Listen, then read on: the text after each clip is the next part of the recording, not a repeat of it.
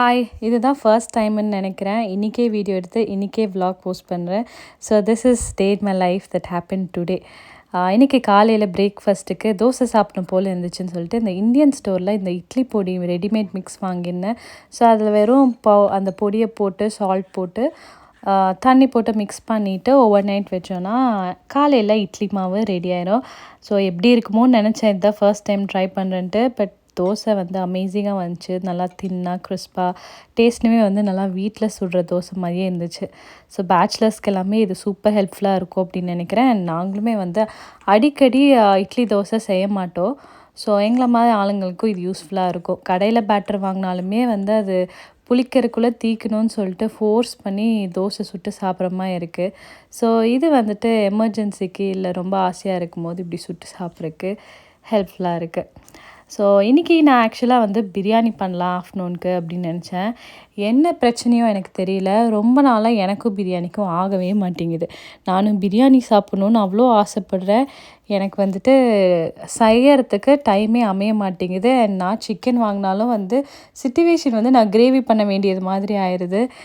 And பொண்ணுக்கு வந்துட்டு chicken கொடுக்க வேணாம்னு சொல்லிட்டு அடிக்கடி ஃபிஷ்ஷு வேறு வாங்கிறோமா, அதனால் சிக்கன் வாங்குறக்கே ஒரு பாசிபிலிட்டியே இல்லாத மாதிரி ஆயிடுது. சரி இன்றைக்கி என்ன ஆனாலும் நம்ம சிக்கன் பிரியாணி பண்ணிடுறோம் அப்படின்னு சொல்லிட்டு இன்றைக்கி ஆரம்பித்தேன். பட் அதுவும் பயங்கர தடங்களாகவே போயிட்டுருந்தது. போன வாரம் பிக் பாஸில் விஜய் சேதுபதி வந்து எல்லாத்துக்கும் ட்ரீட் கொடுக்குறேன் அப்படின்னு சொல்லிட்டு மட்டன் பிரியாணி, சில்லி சிக்கன் எல்லாம் அமுச்சாங்க.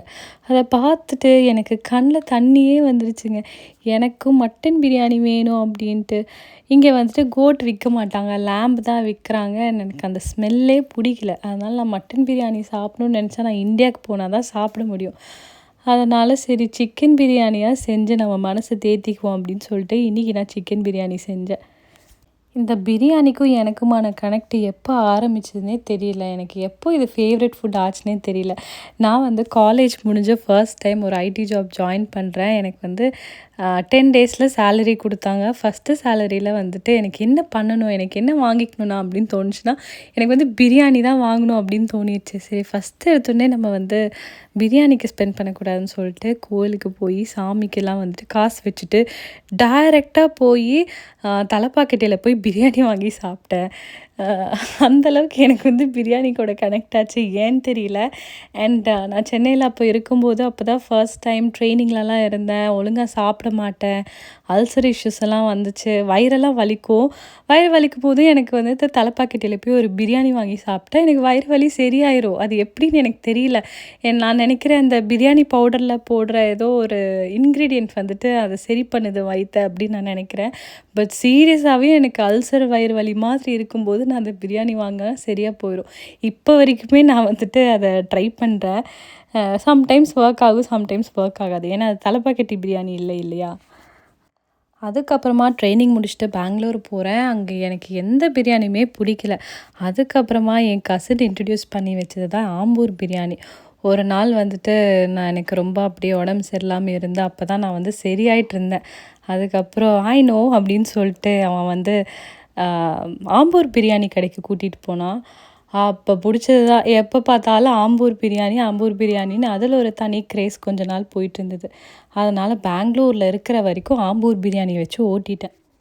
இப்போது ஆஸ்திரேலியா வந்துட்டு இந்த மீட்டெல்லாம் வந்து நம்மளே கட் பண்ணி செய்யணும் அப்படிங்கும்போது எனக்கு இந்த மீட்டெல்லாம் ஹேண்டில் பண்ணுறதுக்கு பிடிக்கவே இல்லை. நான் ஒவ்வொரு தடவை மீட்டெல்லாம் கட் பண்ணும்போது வெஜிடேரியனாகவே மாறிடலாமா அப்படின்ட்டு இருக்கும். அதுவும் நான் வந்துட்டு ஒரு ப்ரீவியஸ் vlogல பெருசாக ஃபிஷ்ஷெல்லாம் வாங்கினேன், 2-3 தலையெல்லாம் வாங்கினேன்னு சொன்னேன் பார்த்தீங்களா. அந்த ஃபிஷ்ஷை நான் க்ளீன் பண்ணுறதுக்குள்ளே ஐயோ இனிமேல் எனக்கு ஃபிஷ்ஷே வேணாம் அப்படின்ற மாதிரி ஆயிடுச்சு. அவ்வளோ ஒரு மாதிரி கஷ்டமாக இருந்தது அதை ஹேண்டில் பண்ணுறதுக்கு. நம்ம ஊரில் வந்து அவங்களே எல்லாத்தையும் க்ளீன் பண்ணி நமக்கு எப்படி வேணுமோ அப்படி கட் பண்ணி கொடுத்துருவாங்க. இங்கே வந்து அவங்க கொடுக்கறது தான் நம்ம பார்ட்டாக விற்கிறாங்க. நம்ம என்ன பார்ட் வேணுமோ அதை தான் வாங்கணும். அண்ட் அதை வந்துட்டு எனக்கு கட் பண்ணவும் தெரியல. மீட் நைஃப் இருந்தாலும் அதையும் எப்படி வச்சு கட் பண்ணுறதுன்னு தெரியல. அதனால ஏதோ எனக்கு தெரிஞ்சதை வச்சு சமாளிச்சிட்ருக்கேன். இன்றைக்கி பிரியாணி பண்ணுறதுக்கு ஒரே தடங்கலாக இருந்ததுன்னு சொன்னேன் இல்லையா.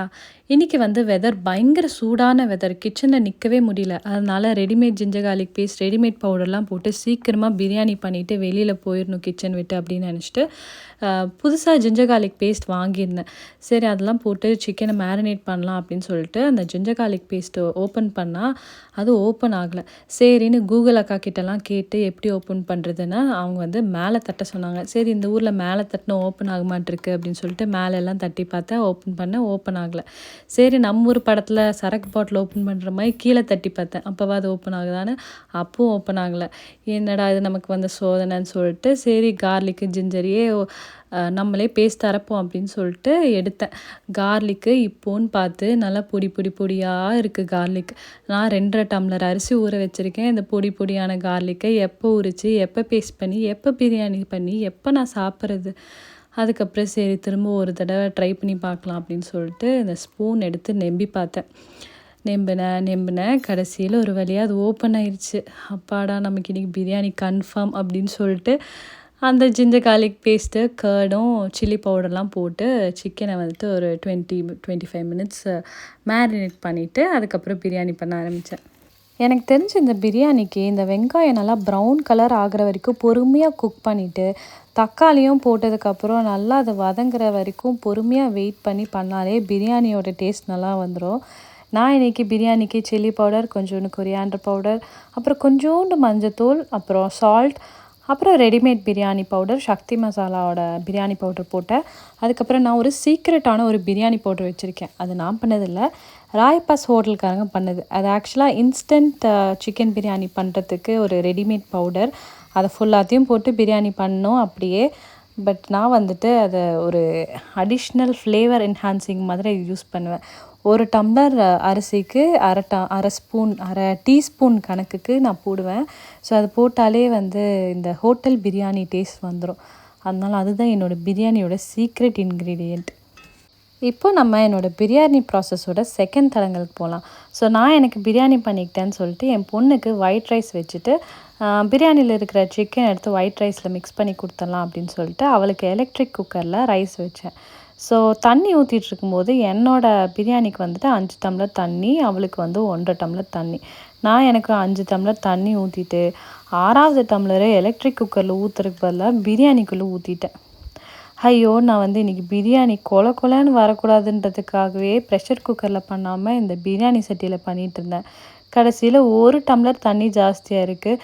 பட் நல்ல வேளை நான் அதுக்குள்ளே ரைஸ் போடலை. அதனால் ஏதோ ஒரு ஐடியாவாக யோசித்து நல்லா ஹையில் வச்சு அந்த 1 டம்ளர் தண்ணி சுண்டுற வரைக்கும் ஹையில் வச்சுட்டு அதுக்கப்புறமா ரைஸ் ஆட் பண்ணேன். அப்புறமா ரைஸ்லாம் ஆட் பண்ணி இருக்கிறதுலே சின்ன ஸ்டவ்வாக பார்த்து சிம்மில் வச்சே வந்து பிரியாணி எப்படியோ பண்ணிட்டேன். பார்க்குறதுக்கு கொலன்னு இருந்த மாதிரி இருந்தது. பட் எப்படியோ நான் எக்ஸ்பெக்ட் பண்ண மாதிரி கொஞ்சம் வெறியாக தான் இருந்தது. ஸோ ஃபைனலி என்னோடய பிரியாணி மிஷன் அக்கம்ப்ளிஷ்டு. பிரியாணியை பிளேட்லாம் போட்டு டெக்கரேட் பண்ணி நம்ம விலாக்காக வீடியோலாம் எடுத்தேன்.